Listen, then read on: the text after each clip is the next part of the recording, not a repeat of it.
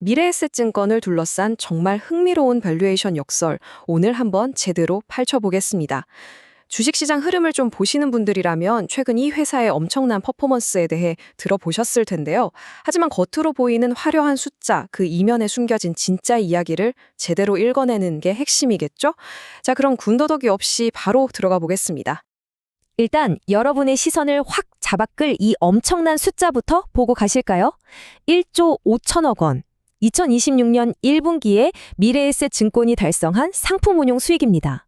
이게 그냥 이번에 실적 좀 잘 나왔네 수준이 아니라 말 그대로 판을 흔드는 압도적인 숫자거든요. 대체 이 숫자가 어떻게 만들어졌는지 궁금하지 않으신가요? 오늘 짚어볼 내용들 그냥 뜬구름 잡는 소리가 아닙니다.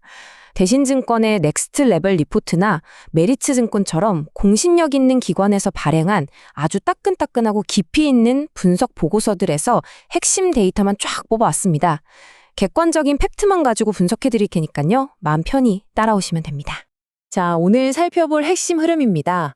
1분기 어닝 서프라이즈를 시작으로 스페이스X 투자 효과, 탄탄한 자산관리 부문, 그리고 넥스트 레벨 전략을 거쳐서요.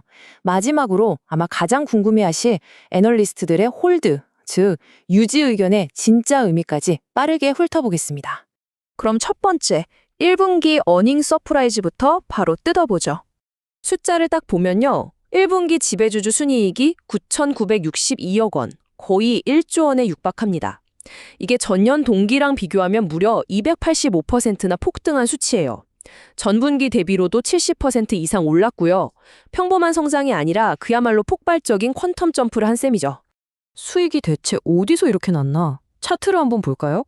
역시나 전통의 휴자 종목이죠. 브로커리지, 즉 위탁 매매 부분이 전체 매출의 61%를 꽉 잡고 성장을 이끌고 있습니다. 그 뒤를 자산관리 부문이 22%로 아주 탄탄하게 받쳐주고 있고요. 회사의 근본적인 비즈니스 모델 자체가 여전히 쌩쌩하게 잘 돌아가고 있다는 뜻입니다. 근데 여기서 진짜 재미있는 포인트가 나옵니다. 이렇게 역대급 실적을 터뜨렸는데도 시장 전문가들이 기대했던 1조 1천억 원이라는 콘센서스에는 한 7에서 10% 정도 살짝 못 미쳤어요. 아니, 장사를 이렇게 잘했는데 왜냐고요? 오히려 투자 자산 성과가 너무 좋다 보니까 거기에 따라붙는 성과 보수나 인건비 같은 비용이 확 늘어버린 거죠. 물론 애초에 시장의 눈높이가 워낙 높았던 탓도 있고요. 자, 그럼 두 번째. 이번 실적에 진짜 치트키 역할을 한 스페이스X 투자 효과를 보겠습니다. 지금 미래에셋의 상황을 제대로 이해하려면 수익을 두 갈래로 나눠서 보셔야 합니다. 한쪽에는 거래대금이나 수수료에서 나오는 예측 가능하고 아주 안정적인 전통적 수익이 깔려 있습니다. 그리고 다른 한쪽에는 이 회사의 장부를 완전히 뒤집어 놓은 혁신 자산 평가 이익이 있죠. 일론 머스크의 스페이스X나 인공지능 기업 XAI 같은 비상장 혁신 기업들에 미리미리 과감하게 투자해둔 게 지금 엄청난 가치 폭등으로 돌아오고 있는 겁니다. 지금 시장에서는 스페이스X와 XAI의 가치가 무려 1조 2,500억 달러에 달한다는 얘기가 돌고 있거든요. 그러다 보니 미래에셋이 주고 있는 전체 혁신기업 자산 중에서 이 스페이스X에서 나온 평가 이익만 50% 이상을 차지할 거란 분석이 나옵니다. 남들이 머뭇거릴 때 들어갔던 그 초기 투자가 말 그대로 잭팟을 터뜨린 현장입니다.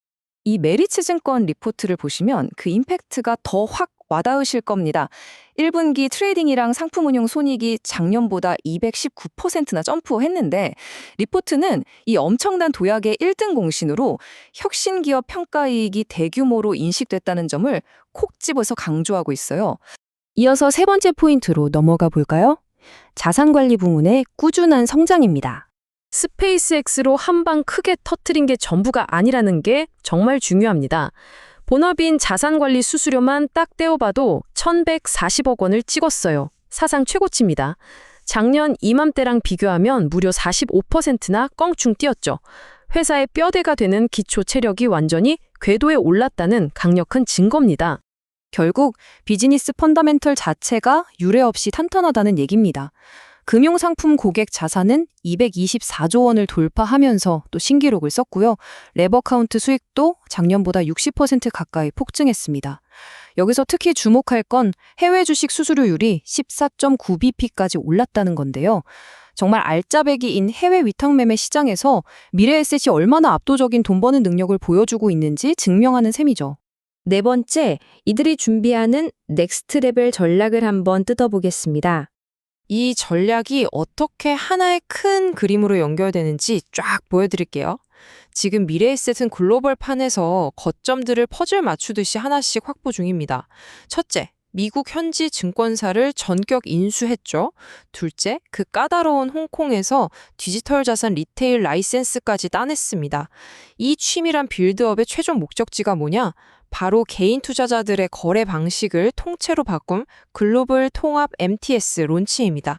글로벌 통합 MTS라는 말이 좀 와닿지 않으실 수도 있는데 쉽게 말해서 여러분 스마트폰에 딱 하나 켜면 국내 주식, 해외 채권, 글로벌 ETF, 심지어 가상자산까지 그냥 한 번에 싹 다 거래할 수 있는 올인원 시스템이에요. 이게 왜 강력한 무기냐면요. 국내 증권사들 중에 미국이랑 홍콩 시장에서 무려 20년이라는 긴 시간 동안 직접 구르며 노하우를 쌓은 곳은 오직 미래에셋뿐이거든요. 다른 데서 하루아침에 흉내낼 수 없는 진짜 독보적인 차별점입니다. 자, 그럼 마지막 5번째, 오늘 우리가 꼭 풀어야 할 딜레마죠. 유지 의견에 대한 진실입니다. 여기서 기가 막힌 역설이 하나 등장합니다. 실적도 빵빵 터지고 스페이스X 대박에 미래 전략까지 완벽해 보이는데 왜 금융 애널리스트들은 하나같이 조심스럽게 신중론을 펴고 있을까요? 표를 한번 보세요. 대신증권도 메리츠증권도 목표 주가는 62,000원, 79,000원으로 시원하게 올렸습니다. 근데 정작 강력 매수가 아니라 그냥 들고 있어라, 즉 홀드, 의견만 유지하고 있단 말이죠. 목표가는 높이면서 당장 사라고는 안 하는 이 상황, 대체 이유가 뭘까요? 이유는 생각보다 아주 심플합니다. 주식시장이 우리 생각보다 훨씬 빠르고 영리하게 움직이기 때문이에요. 데이터를 보면 2026년 기준 예상 PBR, 즉 주가 순자산 비율이 이미 2.6배에서 2.7배 수준입니다. 금융주치고는 이거 엄청나게 높은 거거든요. 회사가 가진 실제 순자산 가치보다 주가가 훨씬 비싸게 거래되고 있다는 뜻입니다. 다시 말해서 스페이스X 상장 기대감이나 새로운 통합 MTS 출시에 대한 설렘 같은 굵직한 호재들이 이미 지금 주가에 빈틈없이 꽉꽉 채워져서 선반영되어 있다는 게 전문가들의 분석입니다. 그래서 결국 우리는 아주 냉정하게 이 질문을 던져봐야 합니다. 다가오는 6월에 야심차게 내놓을 이 글로벌 통합 MTS가 과연 주가를 한 단계 더 점프시키는 진정한 밸류에이션 재평가의 방아쇠가 될 수 있을까요?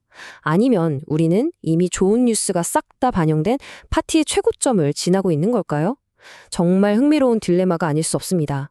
오늘 정리해드린 이 핵심 팩트들이 여러분의 투자 나침반이 되길 바라며 저는 다음에도 복잡한 숫자 이면에 진짜 이야기를 명쾌하게 풀어내는 시간으로 다시 돌아오겠습니다.